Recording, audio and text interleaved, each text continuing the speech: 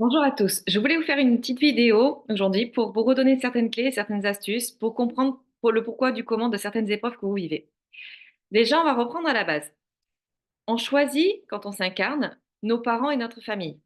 Alors là, je sais qu'il y en a plein qui ont beaucoup de mal avec ce concept, mais il faut savoir qu'avant de s'incarner, l'âme elle fait une petite réunion avec les guides et l'âme des futurs parents et ils se mettent tous d'accord sur le fait de travailler ensemble, de se retrouver, puisque souvent ce sont des âmes qui ont déjà vécu d'autres vies avant ensemble et qui viennent se retrouver, pouvoir avancer pour vivre de nouvelles épreuves, pour couper des cycles, comprendre des choses, évoluer. Enfin voilà, de toute façon, ce ne sont que des décisions qui sont prises avec amour, avec un but. Donc il faut avoir confiance en ça, pardon, et se dire que de toute façon, quoi qu'il arrive par rapport à la famille, le schéma familial que l'on a vécu et tout ça, c'est quelque chose qu'on a co-créé, que l'on a choisi avant de s'incarner. Donc il y a une raison à tout ça, il faut suivre le fil conducteur, s'écouter, parce que c'est fait pour nous faire grandir et nous faire comprendre les choses.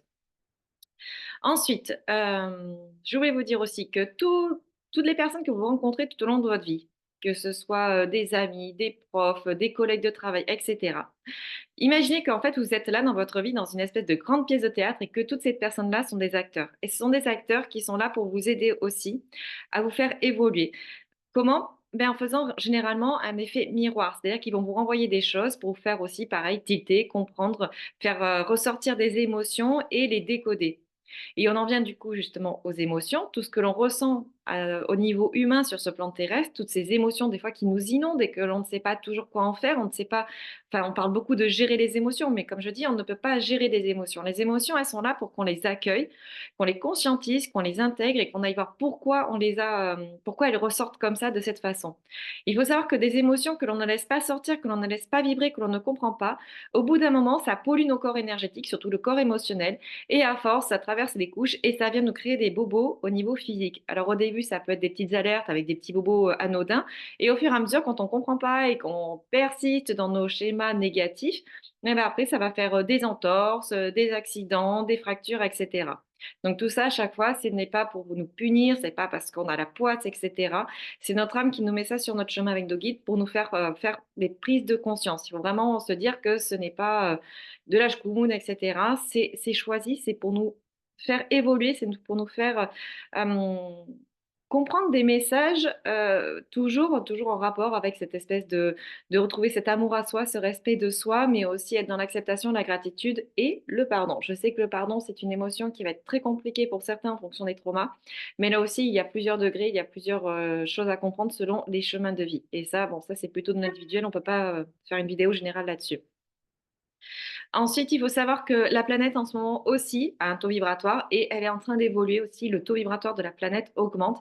Du coup, les vibrations sont de plus en plus fortes et on ressent de plus en plus les choses de façon très intense, très forte et quelque part, le retour de bâton, il vient tout de suite. C'est-à-dire que s'il y a quelque chose que vous percutez pas, on vient tout de suite vous le mettre dans la figure. Je m'explique. Par exemple, vous prenez une décision avec le mental, avec pas avec votre cœur, et bien en fait, la vie va vous mettre tout de suite quelque chose dans la figure pour vous dire: «Oh, tu t'es pas écouté, tu as pas fait le bon choix, donc maintenant il va falloir que tu te réorientes et que tu revoies tes priorités».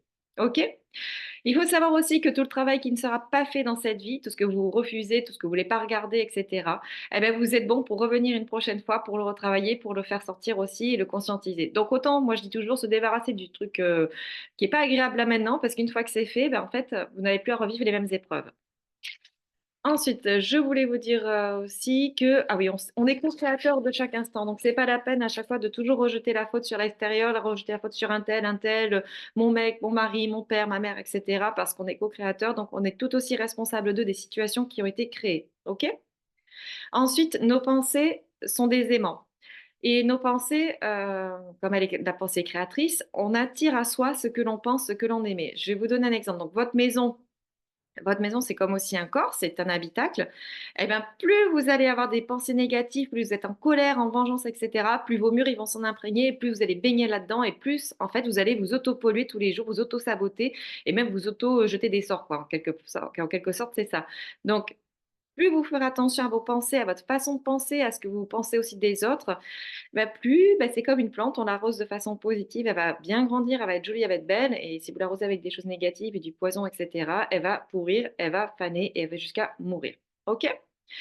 Euh, il y a aussi, je voulais vous dire, sur les émotions. On peut être aussi complètement submergé par des émotions, mais qui ne nous appartiennent pas forcément. Parce qu'on a des âmes qui ont choisi de venir s'incarner pour couper des cycles qui se renouvellent de génération en génération. Par exemple, des situations toxiques en couple, des situations au travail, un rapport à l'argent avec la pauvreté. Et on voit qu'en fait, on répète des schémas, des choses qui ont déjà été vécues par nos parents, par nos grands-parents, nos arrière-grands-parents, etc. Et on remonte les lignées. Et en fait, c'est comme si c'était un programme qui était mis dans nos cellules et on n'arrive pas à s'en sortir parce que même si on se dit: «Je veux pas reproduire ça, je veux pas», ben, en fait, on se retrouve complètement dans les situations qu'on voulait rejeter.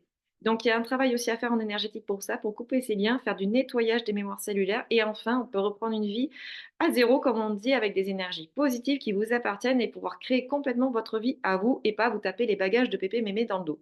OK? Et sur ça aussi, les émotions sont aussi énormément conditionnées par tout ce qu'on appelle fausses croyances, des choses aussi qu'on nous a mis, alors soit dans la culture, avec, la société dans laquelle on vit depuis des générations, des schémas qui sont répétitifs parce qu'on nous bassine là-dedans avec la culture depuis l'enfance, avec l'école et cetera et on nous met plein de petits programmes dans la tête qui nous polluent et qui font qu'on se retrouve enfermé dans des cases et on sait bien au fond de soi que ça ne nous correspond pas, que ça ne nous rend pas heureux. Et le but de la vie, ça va être ça, c'est de se dire: «Je vais me trouver moi, je vais trouver mon alignement, ce qui me correspond à moi», même si c'est pas ce que l'extérieur, me renvoie ou voulait que je sois et cetera, parce qu'on se fait plein d'idées là-dessus aussi.